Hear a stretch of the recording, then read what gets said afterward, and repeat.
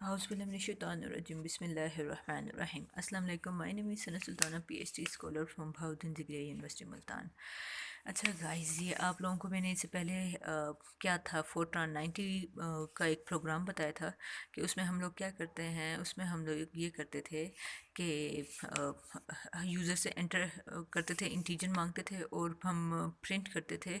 सिर्फ हम प्रिंट करते थे. अब आपने प्रिंट करना है उसका सम, उस इंटीजर का सम आपने प्रिंट करना है. तो और टेक्निक हमारे पास वही दो टेक्निक्स, एक हमारे पास जनरल जिसे हम डायरेक्ट फार्मूला बोलते हैं और दूसरा हमारे पास ये. लेकिन इसको मैंने आपको चेंज करके बता दिया था कि हम इधर ज़ीरो लिखेंगे और फिर हम इधर ये काम करेंगे. जो हमारे पास फर्स्ट वाली इनिशियल कंडीशन होगी और सेकंड वाला रेफरेंस रिलेशन होगा. As a standard approach to find the sum in a loop. अब ये बड़ी इंपॉर्टेंट बातें हैं, ये आपको एक्सप्लेन कर देती हूँ, फिर उसके बाद इसके प्रोग्राम एक्सप्लेन करती हूँ. कहता है जो स्टैंडर्ड अप्रोच है, किसी लूप का हमने सम फाइंड करना हो, we declare the variable sum. हम सम वेरिएबल डिक्लेयर करेंगे. First of all the variable sum is set to be zero. अच्छा, इसे ज़ीरो पता है क्यों सेंड करते हैं? क्योंकि हम सम को पहले ज़ीरो कर देंगे. हम कहेंगे कि सम में कुछ भी नहीं है.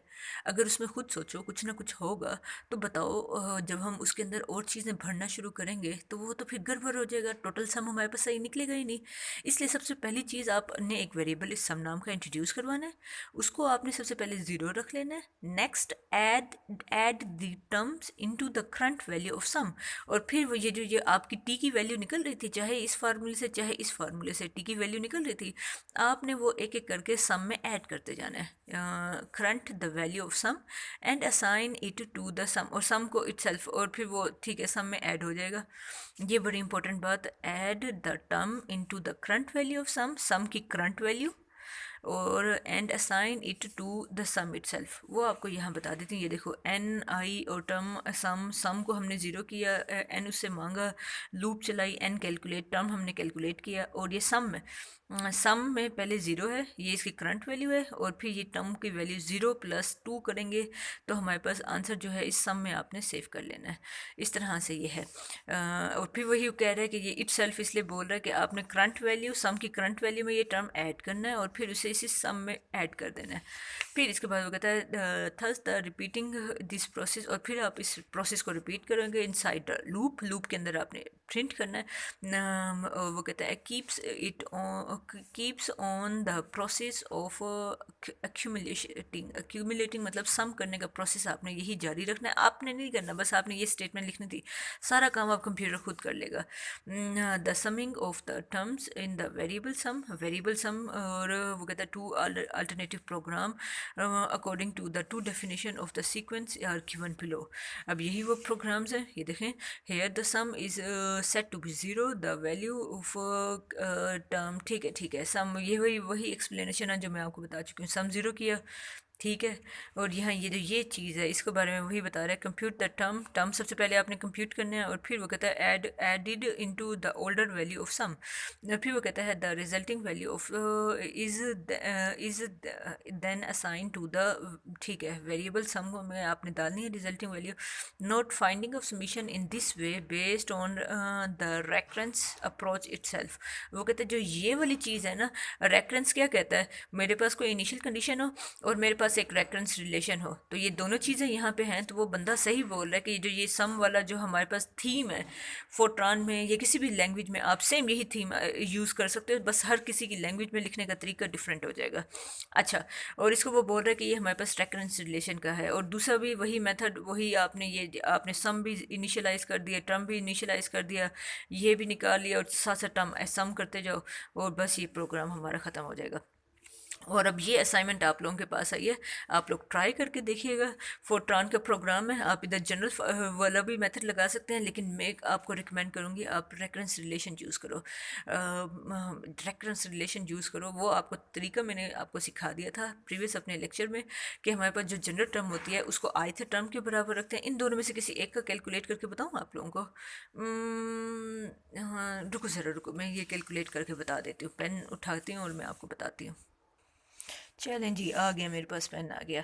सबसे पहले ये है, इसका आपको करके दिखाते हैं. जैसे मेरे पास ith टर्म मेरे पास क्या है, वो है 2i आई माइनस वन। अच्छा चलो अब मैं आई माइनस वन निकालती हूँ। आई माइनस वन मेरा हो जाएगा 2i-1 और ये 1 एज इट इज़। सिर्फ आई की जगह आपने माइनस वन लगा दिया, आई माइनस वन लगा दे। आई था तो आई था, आई माइनस वन है तो सिर्फ आई की जगह आई माइनस वन आ जाएगा। अब ज़रा ब्रैकेट खोलें, 2i-2 - 1 तो ये हो जाएगा 2i-3।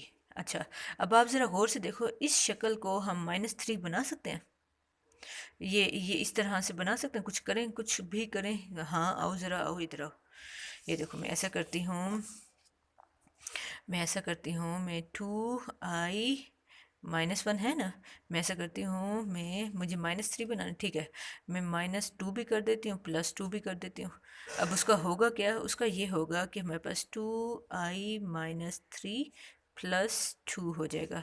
अच्छा चलो अब ये 2i-3 किसके बराबर है, वो है ti-1 के। तो अब मेरा रेफरेंस रिलेशन निकल आया, ti-1 +2।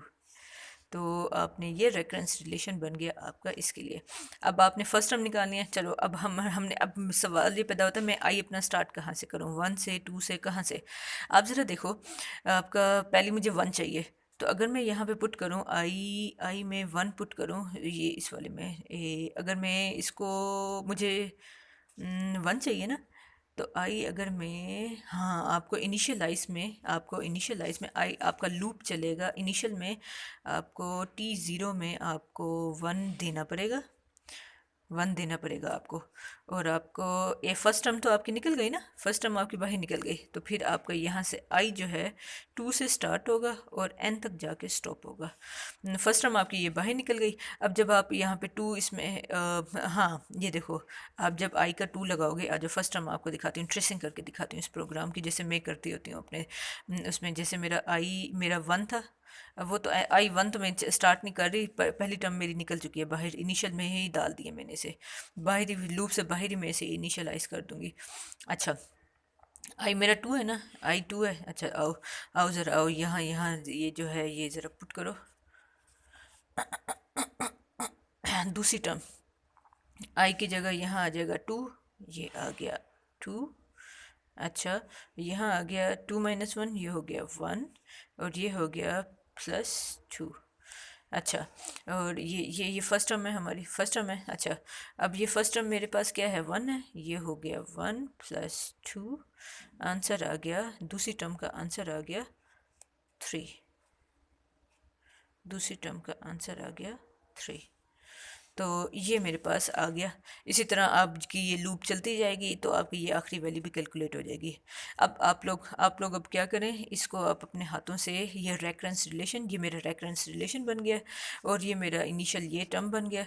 और आप लोग ज़रा ये अपने हाथों से करें। किसी को अगर समझ नहीं आता तो फिर आप मुझसे कॉन्टैक्ट करें, मैं आपको इंशाल्लाह रिप्लाई करूँगी।